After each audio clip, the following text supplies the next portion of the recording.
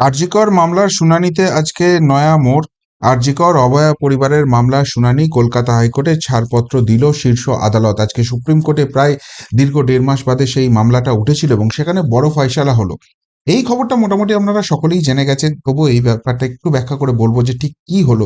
কিন্তু মেইন জিনিস যেটা হলো, এই পুরো ঘটনার পিছনে যে বৃহত্তর রাজনীতিটা হলো এবং সেখানে শুভেন্দু অধিকারীর অনস্বীকার্য ভূমিকা, এবং সবথেকে বড় কথা তিনি যে অমিত শাহকে শেষ অবধি কনভিন্স করাতে পেরেছেন যে আর.জি. কর এমন একটা মামলা, যে মামলায় সরাসরি মমতা বন্দ্যোপাধ্যায়কে গাঁথার জায়গা রয়েছে, এবং সেই জায়গাতে অমিত শাহের গ্রিন সিগন্যাল পাওয়ার পরই পুরো ব্যাপারটা যেভাবে ঘুরলো সেটাই কিন্তু অত্যন্ত গুরুত্বপূর্ণ। এবং 2026-এর আগে এই পোর্শনটাই কিন্তু সব থেকে ইম্পর্টেন্ট হতে চলেছে। কেননা এতদিন শাসক দলের তরফ থেকে একটা হাওয়া ভাসিয়ে দেওয়ার চেষ্টা করা হয় যে দিদির দলে কিছু দুষ্টু ভাই বোন আছে, তারা অজ্ঞাতসারে কিছু কিছু মাঝে মাঝে বিভ্রান্তিমূলক কাজকর্ম করে ফেলেন, কিন্তু সামগ্রিকভাবে দিদি দিদি এখনো কিন্তু সততার মূর্ত প্রতীক। এবং এইসব করাপশনের সঙ্গে তার কোনো রকম, এইসব বদমাইশির সঙ্গে তার কোনো রকম ডিরেক্ট যোগাযোগ নেই, এবং সেই কারণেই তো ইডি সিবিআই তার কাছে পৌঁছতে পারে না। আর তৃণমূলের ভার্সনের ঠিক বিপরীত জায়গাটায় উঠে আসছে আবার তৃণমূলের বি টিম সি টিমের একটা অদ্ভুত যুক্তি, যে দেখো বীজে মূল তত্ত্ব সেটিংটা আছে, সেই কারণেই তো এত কিছু হয়ে যাওয়ার পরেও কালীঘাটে কিন্তু ইডি সিবিআই পৌঁছয় না, এবং এই আর.জি. কর কাণ্ড নিয়ে সেখানে পৌঁছানোর সমূহ সম্ভাবনা আছে। আর সেই জন্যই শুভেন্দু অধিকারীর অঙ্গুলি হেলনে তিনি যে পরামর্শ করেছেন অমিত শাহের সঙ্গে, তারপরেই কিন্তু এই বৃহত্তর প্রেক্ষাপটের চেঞ্জ হয়েছে। কি ঘটনা ঘটেছে? আর.জি. কর কাণ্ডে যখন প্রাথমিকভাবে কলকাতা পুলিশ তদন্ত করছে, মমতা প্রশাসন পুরো ব্যাপারটা হ্যান্ডেল করছে, তখনই ভয়ঙ্কর অভিযোগ উঠে গেছে যে একে তো এই হাড় হিমকর অবিশ্বাস্য ঘটনাটি ঘটেছে, এবং তারপরও মমতা প্রশাসন একটা কাজই করে যাচ্ছে, সেটা হচ্ছে সমস্ত তথ্য প্রমাণ লোপাট করে দিয়ে যারা প্রকৃত অপরাধী তাদেরকে বাঁচানোর চেষ্টা করে যাচ্ছে।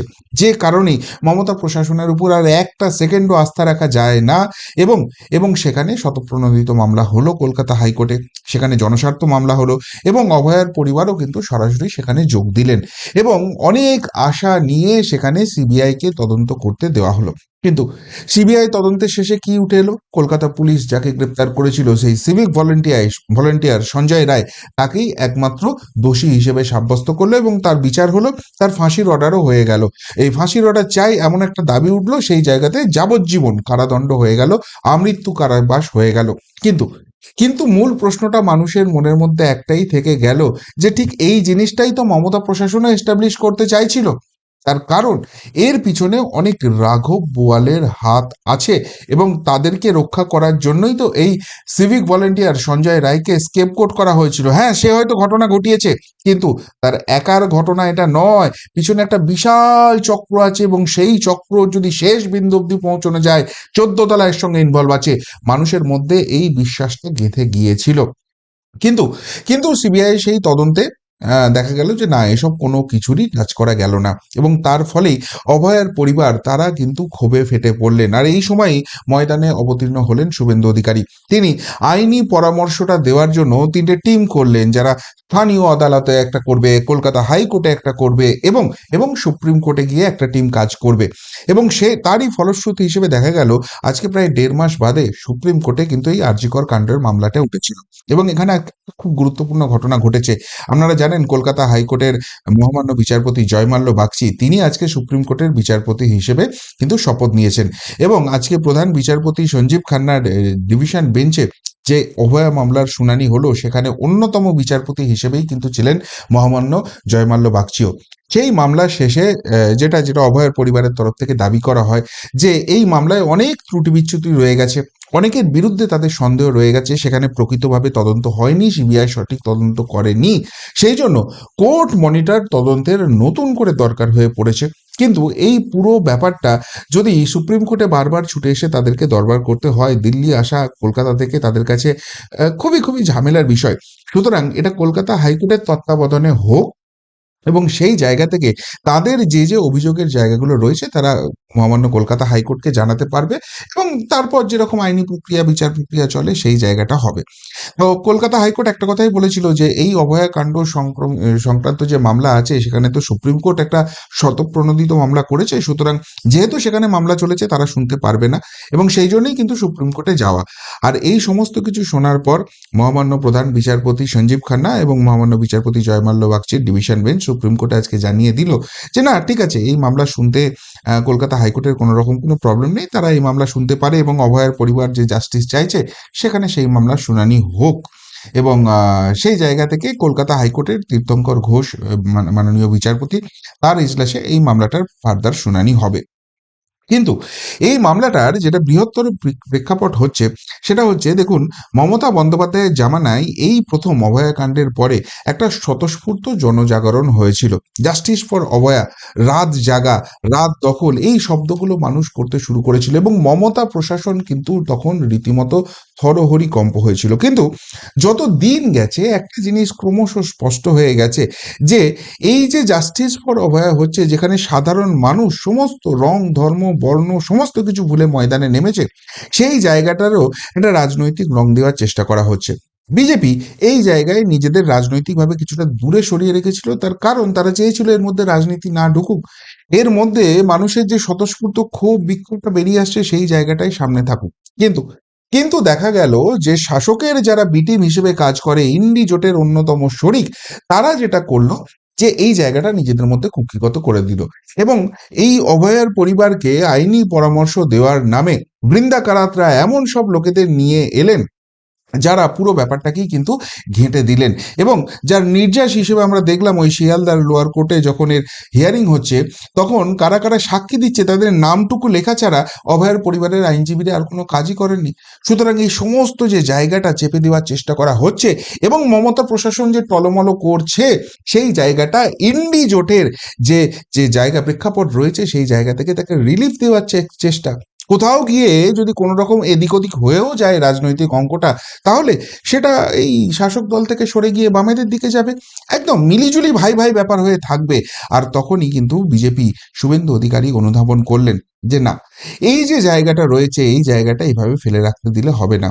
এক তো যে ঘটনা বাংলার কন্যার সঙ্গে ঘটেছে এটা আগামী দিনে বন্ধ করতে হবে এবং সব থেকে বড় কথা, বিজেপি যে ভদ্রতা দেখাতে যাচ্ছে, যে জায়গায় রাজনীতি তারা করছে সেখানে সেই ভদ্রতার কোনো দাম নেই এবং সেই জায়গায় কেন্দ্রীয় তদন্তকারী সংস্থা সিবিআই, তাদের ভূমিকাও কিন্তু আতশ কাচের নিচে চলে এসছে।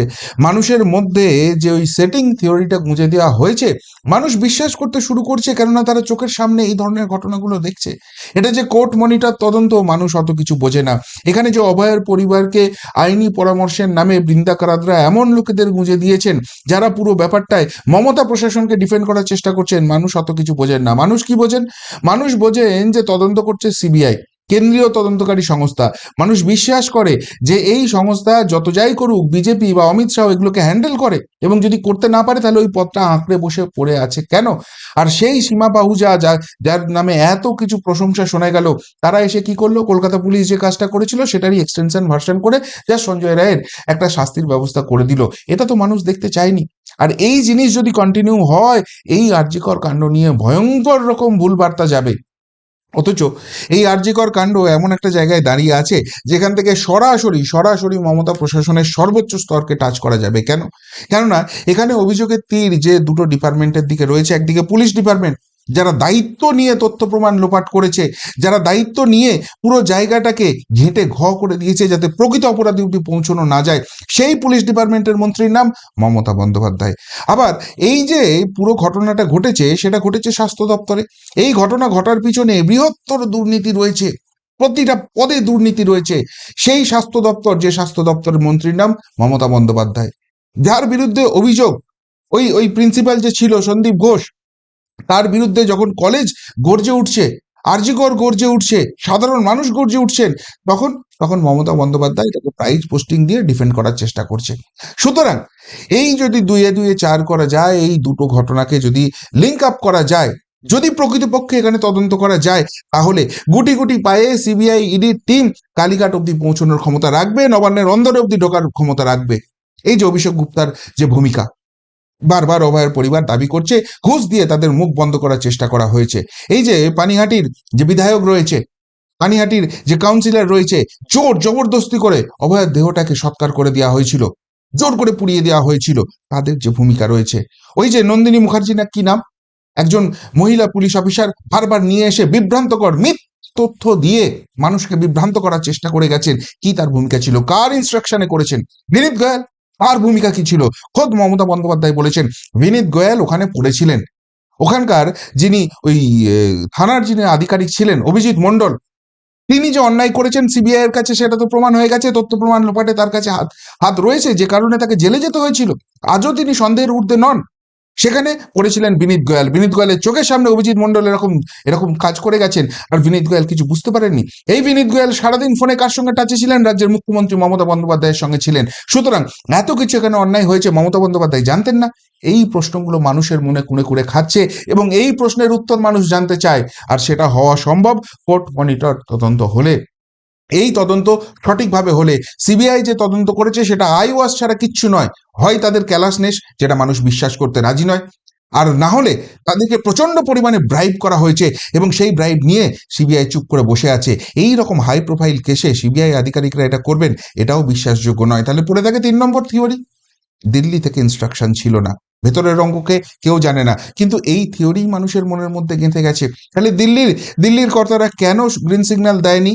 তার মানে কি ওই সেটিংটা আছে, যে সাদা শাড়ি সাদা দাড়ির মধ্যে সেটিং এর কথা বলা হয় সেটাই করা আছে? যদি সেটাই হয় 2026-এ তোমরা জিতবে কি করে? এই প্রশ্নগুলো কিন্তু বারবার বারবার ঘুরে ঘুরে এসেছে, এবং সেই কারণেই সেই সমস্ত কিছু নিয়ে কিন্তু অমিত শাহজির দরবারে গেছেন শুভেন্দু অধিকারী, বারবার গেছেন, মিটিং করেছেন, তাকে দীর্ঘভাবে বুঝিয়েছেন যে বাংলার পরিস্থিতিটা কি, বাংলার মানুষ ঠিক কি চাইছেন, এবং এই সিবিআই তদন্তের পরে পরিস্থিতিটা ঠিক কোথায় দাঁড়িয়ে আছে, কিভাবে রাজনৈতিক জল ঘোলা করা হচ্ছে, কিভাবে এর ফায়দা একদিকে শাসক দল নিচ্ছে, একদিকে তাদের বি টিম এই বামপন্থীরা নিচ্ছে, আর মাঝখান থেকে না পাচ্ছে আমাদের মেয়েটা কোনো জাস্টিস, আর না হচ্ছে বাংলার মানুষের মধ্যে যে সেটিং থিওরিটা গেঁথে বসে আছে সেটা বেরিয়ে আসার কোনো উপায়। ফলে ফলে এবার ড্রাস্টিক স্টেপ নিতে হবে, এবার এমন কিছু করতে হবে, এবার ময়দানে নামতে হবে, যাতে করে মানুষের মধ্যে এই জাস্টিস পেয়েছি অভয়ের জন্য যে ক্ষোভটা, যে রাগটা আছে, সেই জায়গাটাই যেন সত্যি সত্যি তারা তারা তার ফলটা পায়। এবং সব থেকে বড় কথা, এই ঘটনা যদি ঘটানো যায় রাজনৈতিকভাবে তো বটেই, প্রশাসনিকভাবেও মমতা প্রশাসনকে ছিন্ন ভিন্ন করে দেওয়া সম্ভব। আর তারই ফলশ্রুতি হচ্ছে এই এতগুলো আইনি টিম, যে আইনি টিম দিনরাত পরিশ্রম করে অবশেষে আবারও অভয়া মামলার তদন্তটা নতুন করে খোলানোর জায়গায় নিয়ে চলে এলেন, নতুন করে তদন্ত শুরু হওয়ার জায়গায় এলেন, এবং সেই তদন্ত যেটা প্রকৃত তদন্ত, যেটা মানুষ দেখতে চাইছেন, এবং তার প্রধান কারিগর, তার প্রধান শ্রেয় অবশ্যই করে শুভেন্দু অধিকারীর কাছে যাবে। অবভিয়াসলি অভয়ার বাবা মা রয়েছেন, তারাও এত কিছুর পরে হতাশ হননি, তারা তারা তারা এখনো লড়াইটা করে যাচ্ছেন, তাদের লড়াইকে কুর্নিশ, স্যালুট। কিন্তু কিন্তু যেভাবে পুরো জিনিসটাকে ধীরে ধীরে ধীরে ধীরে অমিত শাহজির সঙ্গে পরামর্শ করে শুভেন্দু অধিকারী নিয়ে এসছেন, এবং তার আজকে একটা বড় ফল ফললো, এবং নিঃসন্দেহে নবান্নের ঘুম অনেকটা অনেকটা আজকে কিন্তু বিগড়ে গেল। কলকাতা হাইকোর্ট কি রায় দেবে, কলকাতা হাইকোর্ট কি বলবে, অনেকটা ডিপেন্ড করছে তার উপরে। কিন্তু এখানে যে এখনো অনেক কিছু খোলা বাকি রয়েছে, অনেক কিছু সত্যি সামনে আসা বাকি আছে, সুপ্রিম কোর্টের মাননীয় বিচারপতিরা সেটা অনুধাবন করলেন, এবং সেই জন্যই কিন্তু এই রায় দিলেন। আর তার ফলে একটা কথাই বলা যেতে পারে, অভয়া কিন্তু কাণ্ড কিন্তু শেষ হয়ে যায়নি, এবং এটাই না, মমতা প্রশাসনের শেষ হয়ে যায়, সেই দিশা আজকে কিন্তু খুলে গেল। কি বলবেন পুরো এপিসোড নিয়ে? যদি কিছু বলার থাকে অবশ্যই কমেন্ট বক্সে কমেন্ট করে জানাবেন। এখনকার মতো এখানেই শেষ করলাম, ফেরত আসছি নতুন প্রতিবেদন নিয়ে খুব তাড়াতাড়ি। ভালো থাকবেন, সাথে থাকবেন, পাশে থাকবেন। নমস্কার।